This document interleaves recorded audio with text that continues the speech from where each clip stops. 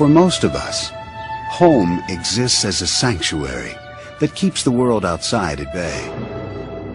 For some, eerie sounds and visions turn their safe havens into prisons of fear. They believe that ghosts are living out a curse to inhabit their homes, forcing them to confront the haunting terror of the unexplained.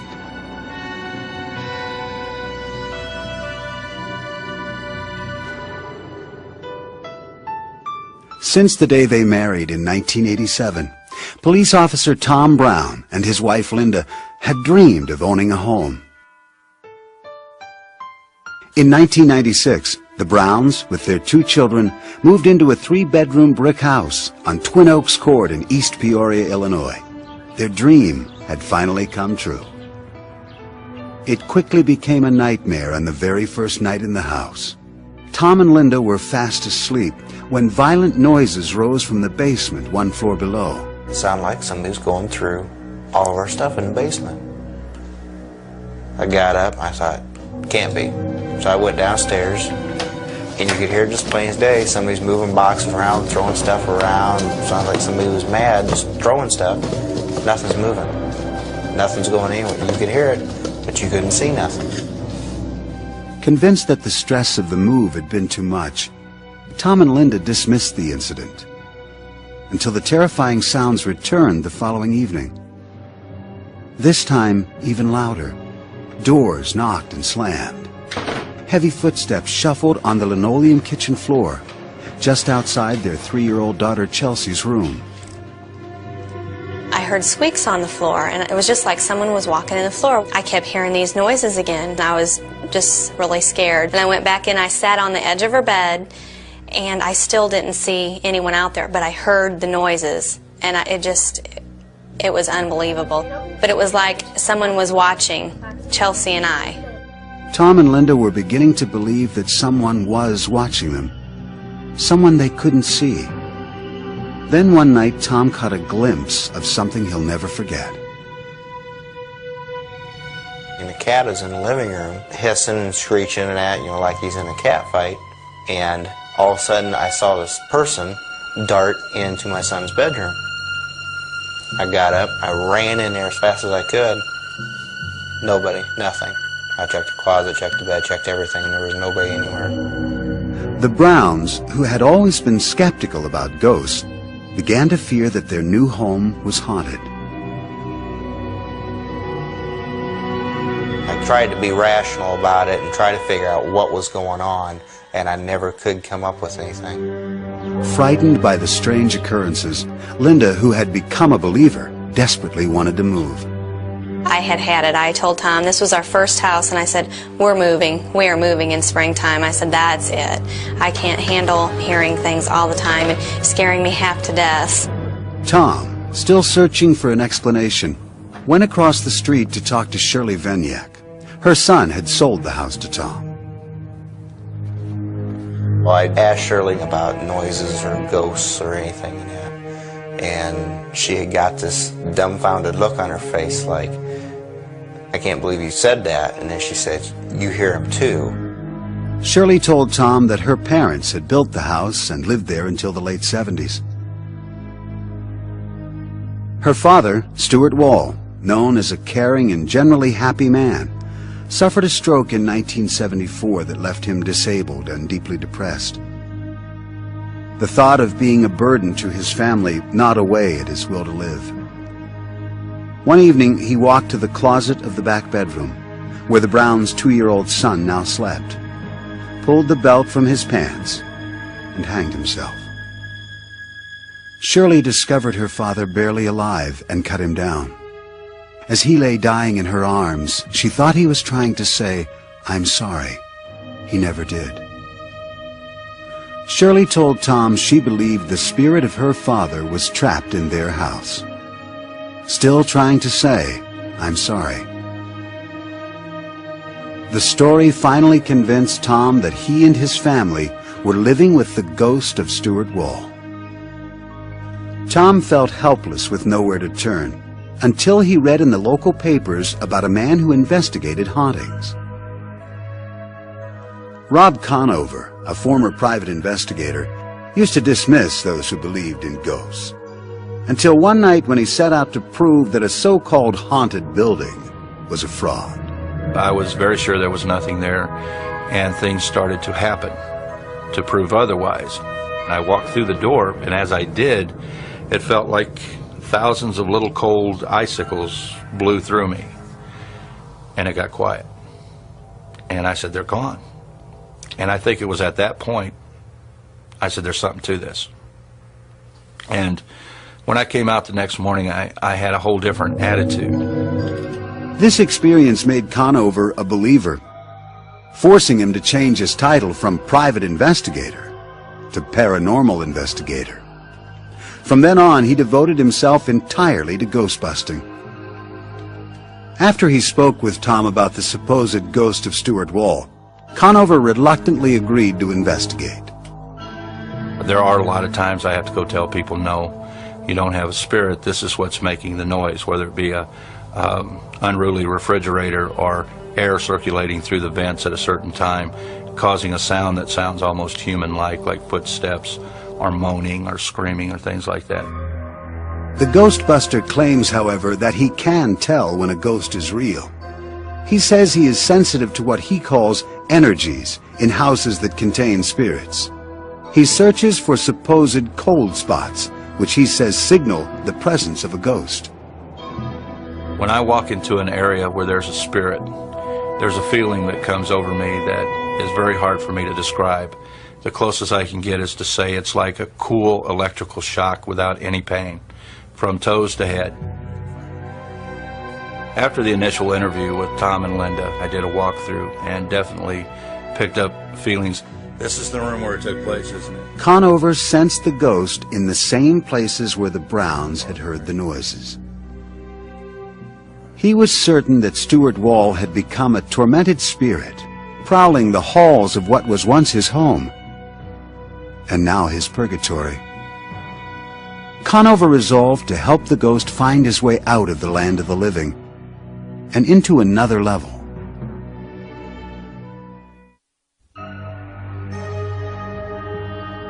Paranormal investigator Rob Conover arrived at the Browns' house armed with equipment to do battle with the ghost of Stuart Wall. 20 years before, Wall had committed suicide in the back bedroom. Conover believes that his tormented spirit now prowled its halls, and he was confident that he could coax this troubled spirit through the light, his term for moving ghosts from this world to the next. When we pass away, we're all confronted with the light. And for us to stay on this side and not go through the light, the reasons for that are because we're attached to a person, place, or object on this side that we feel we have to protect or be with. Conover and his assistant began to walk through the house looking for Stuart's presence. Tom Brown, the owner of the home, and Shirley Vaniak, Stuart's daughter, followed closely behind them. I felt Stuart's presence. These stockings began to go back and forth by themselves. And I said out loud, so Stuart, you have my attention now. Do I go in the house or do I go in the basement? And at that point there was a loud bang in the basement. So we went down into the basement and his presence felt big time. They focused a video camera on the room, lit several candles, and turned out the lights. With the Bible in his hand, Rob called out to the spirit, asking it to show itself to Tom and Shirley.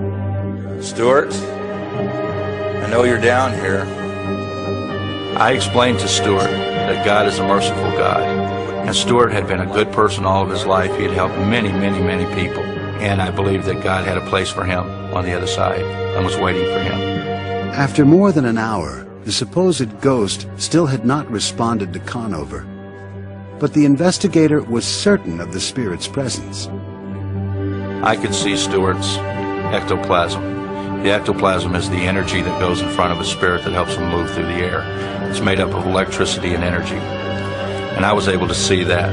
Again, he pleaded with the spirit to appear, now worried that it might totally ignore his request. And when I had about reached the end of my rope is when the hallway in the basement filled with this beautiful blue light that was very dense. You couldn't see through it at all. I didn't see the light at first until Shirley nudged me and said, "See, look." And then I moved my head over and saw it, and if I would never saw it, I'd never believed it had happened. To me, it was like a bluish green light. It was extremely light, bright, like a welder welding. Then, in a matter of seconds, the blue light faded away. It was at that point that I took my Bible and I stood up and made contact with Stuart and helped Stuart cross over into the light. The house felt like you had 150 guests in the house and just cram-packed and you couldn't fit another person in, and all of a sudden everybody just left and shut the lights off. It was just a very empty feeling, like nobody was there no more. And you was all by yourself. Conover says at that moment the ghost of Stuart Wall left the house forever. The investigator immediately turned to the camera, excited about seeing the event on tape. This is what they saw. Yeah. Guys. Well, look at the light. Tom, being a policeman, said, "I want to look at your videotape because I know that light's on the videotape." We put the videotape in, you heard our conversation, but there was no light on the videotape. And Shirley said, "Why?" And I said, "Because we were the only ones meant to see that light." Since that night, calm has returned to the house on Twin Oaks Court. The mysterious sounds and terrifying visions are gone.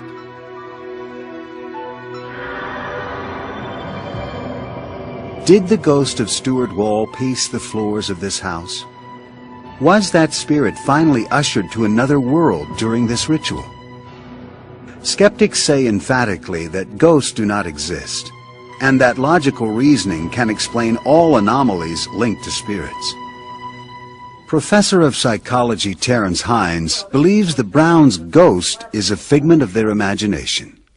When you go into any new house, new to you, there are going to be strange sounds and events that you're not familiar with. And so if you go in thinking, my God, somebody committed suicide in Johnny's room, and you hear something odd, it's very easy to think, why? Maybe that was a ghost. It was particularly easy for Linda Brown, who had grown up next door to the Walls and was 6 years old when Stuart Wall committed suicide.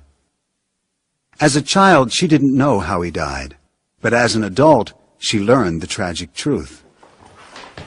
Hines thinks this must have contributed to Tom and Linda's conclusion that the strange sounds and visions were caused by a ghost. Hines says this is natural. The human mind is actually pre-programmed to enforce order under strange experiences. The human brain is set up to create perceptions, especially when we're faced with kind of random nebulous stimuli. The brain frantically tries to wire them all together to make some coherent sense out of that. Believers in ghosts like parapsychologist Lloyd Auerbach disagree that the ghost of Stuart was purely a function of Tom and Linda's perception. He argues that when several witnesses are reporting the same or similar experiences, as happened in the Brown house, those witnesses must be taken seriously. It's a subjective experience experienced by many people across many years, which lends very much credibility to there being actually something there and that it wasn't just imagined by people. And that's what we look at, is how many people, how many witnesses there are, what kind of corroboration we get. Witness testimony in hauntings seems to be fairly consistent. Eyewitness testimony is unconvincing because you can get eyewitnesses who will swear on the proverbial stack of Bibles that they've seen things that we clearly know don't exist. For example, you can find, if you go back to the Middle Ages, you can find people who swear that they saw witches flying on broomsticks across the sky. And I have no doubt that they really think they saw that. Conover and the Browns are certain they saw a blue light. But Tom Flynn, a skeptic who has examined hauntings, says that if they did, it should have shown up on their videotape. Video cameras respond to the same spectrum of colors that the human eye does. So if you're pointing a video camera at something and you see a blue light, so should it. So I think it's very revealing that these three people report that they've had this experience, and yet their own videotape doesn't verify it. Flynn also says that several of Conover's claims that he feels a presence can move spirits through the light, and is able to see ectoplasm, are based on mythology commonly used by those who believe in ghosts. One of the stock tricks that spirit mediums would do at their seances, starting about in the 1860s, was to produce ectoplasm. We know now that 19th century mediums were using sleight of hand tricks, but out of this came the tradition that this ectoplasm, this kind of semi-material stuff, existed that pertained to the ghosts. Believers say that Conover may be relying on terms from popular culture, but his ritual appeared to be effective. Since Conover's visit, the Browns are no longer plagued by mysterious noises and phantom footsteps. The Ghostbuster that came into Tom and Linda's house may have had some genuine ability to affect the environment. This one Ghostbuster did something. What he did worked. Professor Finuke encounters that the best way to eliminate imaginary ghosts is by using imaginary ghost busting. This is psychological relief more than anything else. In other words, he said the things these people wished to have said. He did the things which seemed to be appropriate to what they wanted to see and hear. Was the apparition of Stuart Wall's ghost a shared vision or a shared illusion? Does the mind make the senses lie? Or do troubled spirits of the dead roam this earth? The answer depends on your belief in the supernatural. For some who say ghosts haunt their lives, relief comes when the spirit leaves or the victims depart. For others, no house can be a home. For these families, there is no respite and no escape.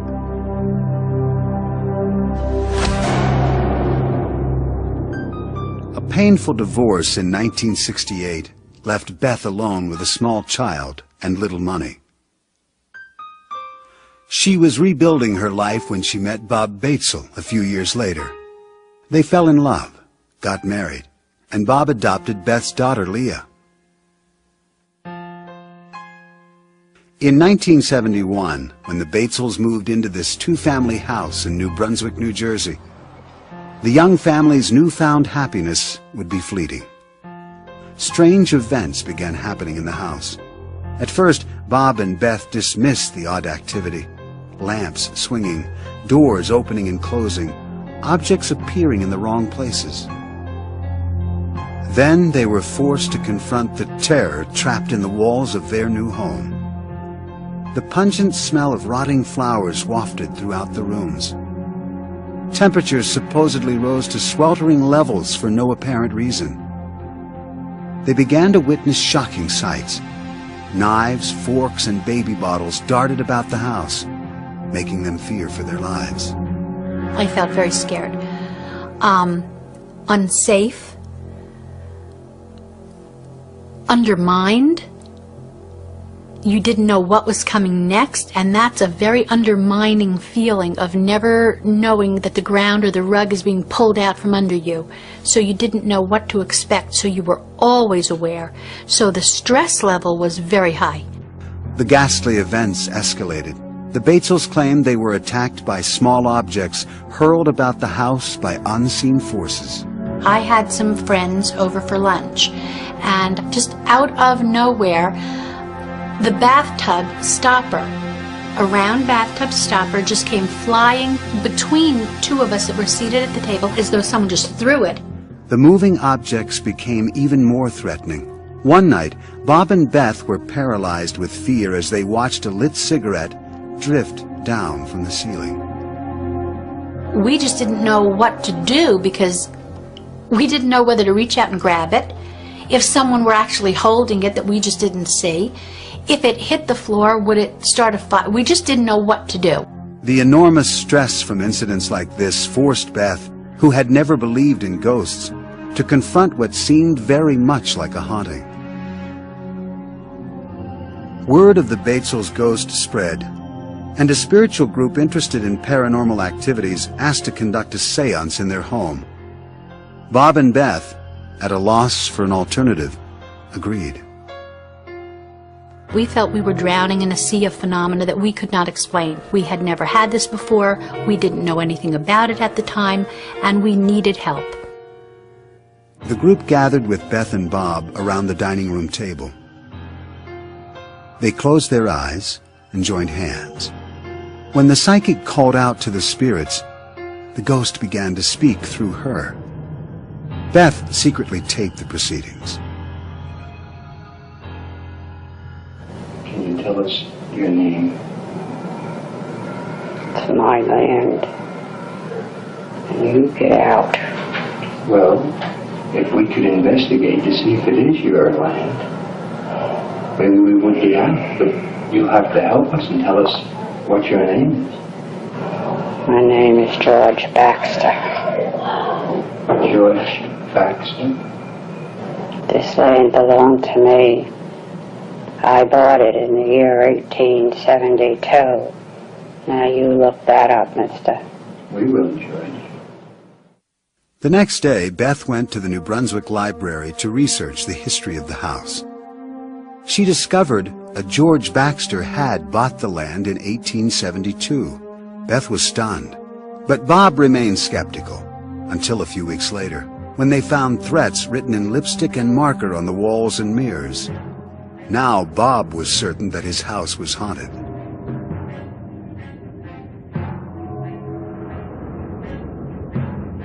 The angry ghost became brazen, scribbling harrowing messages to the family. What you see here are the actual notes that Bob claims were written by the ghost. As the alleged hauntings escalated, the Batesels could no longer keep their 8-year-old daughter safe from the ghost.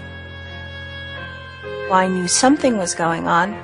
You'd have to be an idiot not to know something was going on when on your 8th birthday you wake up in the morning and there are red crosses all over the walls and the words "Go Dead" written. In 1972, Beth gave birth to their second daughter, Lisa. The threat to both children loomed larger. According to Leah Batesel, by that time the ghost had already done irreparable damage to her childhood. It is a hell house. It's the house from hell. As far as I'm concerned, that house destroyed what prior to moving in there was a normal 4-year-old girl.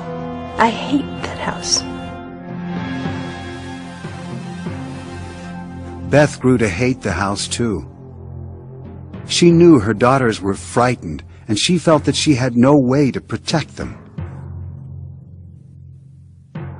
When you touch my child, that's the line. And that's what happened. There were a number of incidents, a couple in particular, that were very, very focused on our children, and we felt that that was it and we had to leave. Unwilling to do battle with their ghost any longer, the Batesels packed up all their belongings and moved, certain they were leaving the violent spirit behind. Their desperate attempt to escape only took them deeper into the mystery.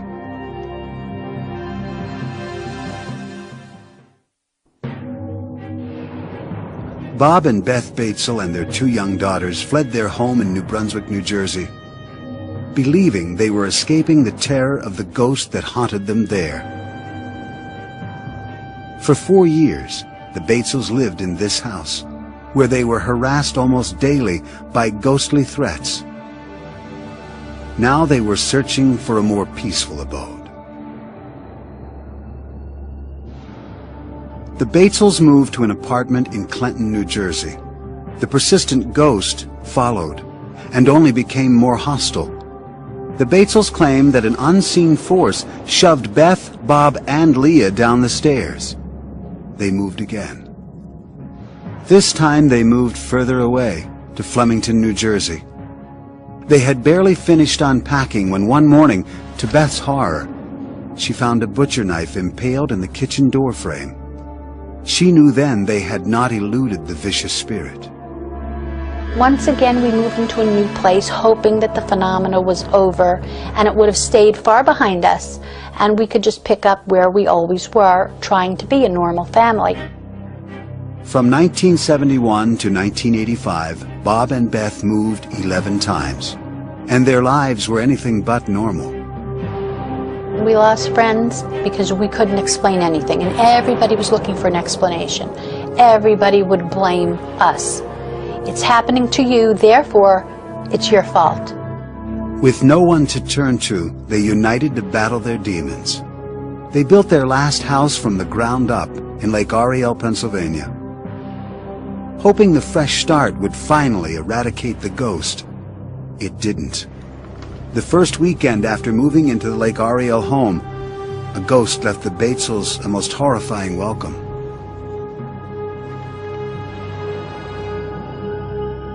It was well past midnight when the Batesels were startled out of bed by hysterical crying. Rushing to their daughter's room, the Batesels found her terrified, screaming that her cat was hanging by its neck from the doorway with its eyes gouged out. The Batesels saw nothing. This ghost-like apparition had disappeared. Several nights later, the Batesels were again startled out of their sleep as the glass in picture frames hung in the living room spontaneously exploded, shattering glass throughout the house. It's really difficult to describe how you feel when you're in the middle of a whirlwind. But we have stopped asking why because we're too busy dealing and living with it. Most reports of hauntings link the ghost to a place. The Batesels believe that in their case, ghosts come to them. We have come to understand that there are hauntings which are attached to a particular place and remain. And then there are hauntings that seem to be the people.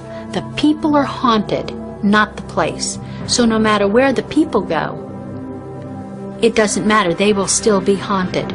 From everything that has been done and tested and what we've been told, I seem to have some kind of presence. I am some kind of magnet that seems to attract these spiritual things. The Batesels, physically and emotionally exhausted, say they can no longer try to escape the ghost. They remain in their Lake Ariel home, resigned to its hauntings and uneasy about what may lie ahead. Do the Batesels somehow attract hauntings and spirits wherever they live? Or do they create their own demons? For scientists like Nobel Prize-winning physicist Leon Lederman, the answer is simple. I would just flat out say, you don't have haunted houses. You have either some gullible people or some dishonest people who are making this all up. Science has no room for ghosts.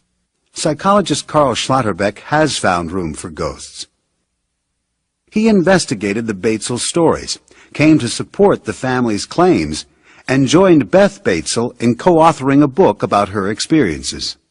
I became a believer fairly quickly. You could walk through the house and feel in different rooms. In one room it was difficult to breathe even. And recordings made in that room were fainter than they were in the rest of the house. In other places you could feel things in the air. Schlotterbeck believes the Batesels found ghosts at each of their households because the entities were attracted to certain inviting qualities in Beth Batesel. One investigator referred to her as an undeveloped psychic, perhaps. Other people have just referred to her as a magnet, that her warmth and her caring about people actually extends into the other world, and that lost souls who haven't crossed on find her a warm and comforting presence to be around. Lederman points out that none of this is scientifically verifiable. The scientific method demands much more than impressions and feelings to validate a claim. To claim that I see this, I have to prove it. The burden is on the owner of that site or the writer of the book. And in 400 years of innumerable claims, no one has ever succeeded in convincing the scientific community. Parapsychologist Lloyd Auerbach finds proof in the Batesels' reports of objects floating and moving through the air. He says that when some people are under stress, Their energy can levitate objects. It's a phenomenon called psychokinesis. Psychokinesis is the ability that we have identified in parapsychology of the mind to directly affect matter or energy, to move things. There's usually a living person there whose mind, or subconscious mind typically, is letting off steam or reacting to stress, and is using psychokinesis, mind over matter ability, to move those objects around. Laboratory study after study has tried to find evidence for psychokinesis and hasn't found it. The, again, eyewitness reports of something moving from here to there are very unreliable. Many scientists think psychology offers the best explanation for the happenings at the Batesel households. Psychologist and retired Professor Robert Baker says that in over 50 years of investigating claims of hauntings, he's found ghosts in only one place. In the human mind. It is an invention of the human mind, and they have invented ghosts because ghosts provide a great deal of psychological satisfaction to the people who believe in them. It fills a gap, a void in their lives. Finucane suggests it may be easier for Beth to confront imaginary ghosts than face real issues. Ghosts can be used by particular members of the family for their own purposes as a method of self-defense, if you like, psychological self-defense, when things are going badly in the rest of the family's existence. Perhaps this is a way of seizing upon some degree of certainty for those people involved, or those individuals involved. Perhaps this is a way that Mrs. Batesel, in her own case, chose to solve some of her dilemmas as they arose in her family. Are the more than 20 years of the Batesels family's supposed hauntings the work of active spirits or an overactive imagination? Skeptics and scientists point to the lack of compelling evidence for the Batesels' claims. Believers note simultaneous sightings of ghostly events and knives driven into door frames, and they see the work of the unexplained.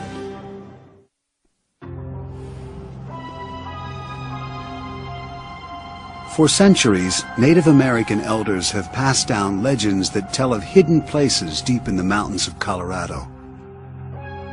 For the spirits of the dead, these sites are sacred portals that provide passage in and out of this world to the next. For the living, these places are mysterious gateways that offer a glimpse of the unknown.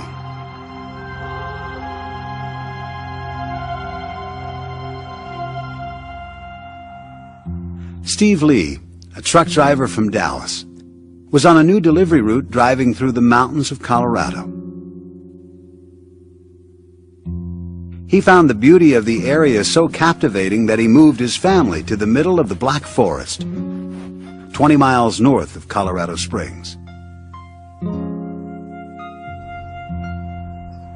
He bought a log cabin on 5 acres of land, and the boys quickly took to roaming the woods. The forest gave the children a sense of freedom and adventure. Steve took many pictures of his sons to send back to his friends and relatives in Dallas. From the start, he found that strange lights appeared in the photos. I noticed orange beams following around one of my youngest son, and my oldest son I would notice a greenish glow following him around. And soon after that, we started getting things in the pictures like dogs and faces that shouldn't be there. At first, Steve dismissed the pictures, believing that something was wrong with his film. The mysterious lights and phantom fog continued to appear in his photos. Steve became obsessed with taking pictures, and each new roll of film brought more frightening discoveries. Some parts of the house were more active than others. When Steve took pictures of the mirror over his dresser, he was terrified by the reflections staring back at him. In my mirror, there seems to be faces that will appear in there, different people. It's not the same person. A face will appear in the mirror and it will dissipate, and then another one will appear and it will dissipate. Steve refused to believe he had ghosts. He installed security cameras around the house, hoping to find evidence that the lights and fog were man-made. The cameras didn't pick up anything unusual, but Steve continued to be haunted by images he could not understand. He decided to contact Bill Gibbons, an electronics specialist and an amateur investigator of the paranormal. Gibbons arrived with his own video camera. In the evening, he placed the camera in the woods outside the house. This is the actual videotape recorded that night, which revealed a mysterious array of lights. It was not like any type of lightning ball or Kroll discharge that I've seen. The radio tower will discharge a ball of energy and it'll shoot along a line. This energy did not follow any path. It almost looked as if it had a mind of its own. The investigator used a spectrometer to check the strength of electromagnetic and radio waves at the house to make sure they had not caused the lights. That could be caused by colliding microwave energy and radio energy just by the sheer location of the property and how the radio signals intersect each other. We found nothing there, nothing out of the ordinary. The investigator then used a compass to look for magnetic disturbances. In the far corner of the house, Gibbons found that the compass sometimes swirled uncontrollably, unable to settle on a position. Gibbons had worked with energy of all kinds. This kind had him mystified. He finally accepted the idea that Steve Lee's house was haunted. The amount of seemingly random energy and the number of faces in the mirror made him wonder if the log cabin might be sitting atop a spiritual passageway from this world to the next, a so-called portal of famous Hopi Indian legends. The Native American Indians have prophecies of rainbow winds, which is a dimensional portal that they can travel through. Portals and things like these have a significance as pathways and conduits that spirits travel through. Steve Lee still refused to believe that his home could be haunted, but the portal legend intrigued him. He contacted Dennis Houck, an investigator of haunted houses who knew about portals.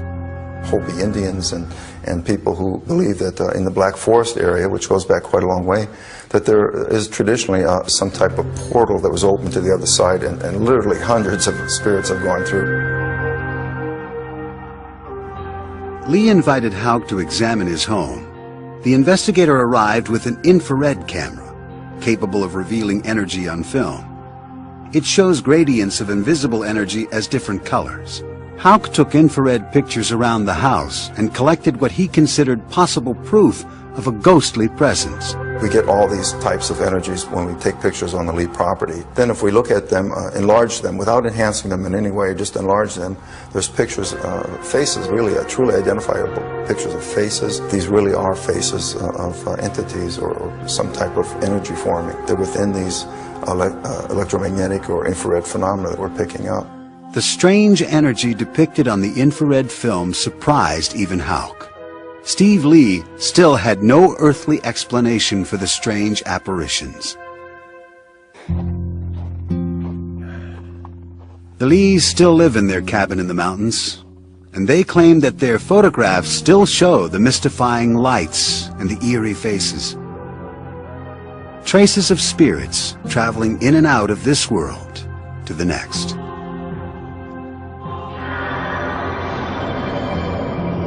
Is the Lee house filled with spirits moving through a legendary portal?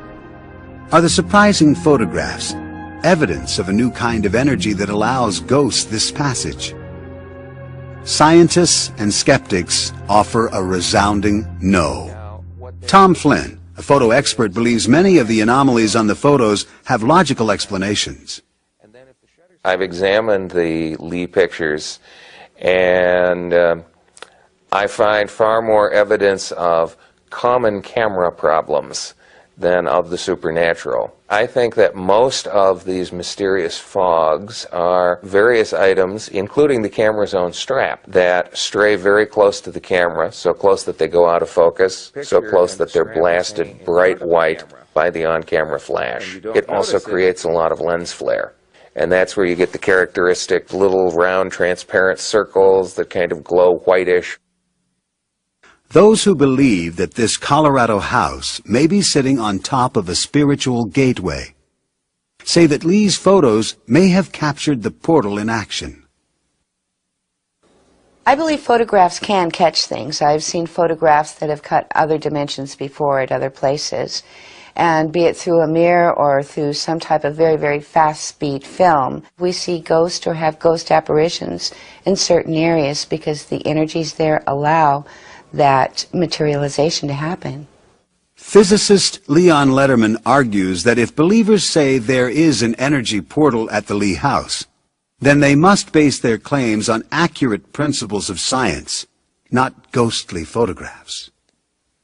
There are many, many unknowns in science, but there's a difference between a scientific unknown and a claim that there are sacred spots or haunted houses which can't be authenticated by science. They're just natural phenomena that are misinterpreted by people who desperately want to believe that and have no idea of how science works. Neuroscientist Dr. Michael Persinger does know how science works. He says that geophysics can explain the mysterious lights on Steve Lee's property. When you have geophysical forces focused, even small ones, little teeny ones from the point of view of geophysics, but when you focus them into a small space for a brief time, you can get tremendous magnetic fields generated. If that takes place, you can get fluorescent and light thresholds generated, very much like a will-o-wisp or electrostatic discharges. And if it's above the luminogenic threshold, you can photograph like any other kind of electrostatic phenomena. Persinger says that these strange anomalies in the Earth's natural electromagnetic field are found in many supposedly haunted sites.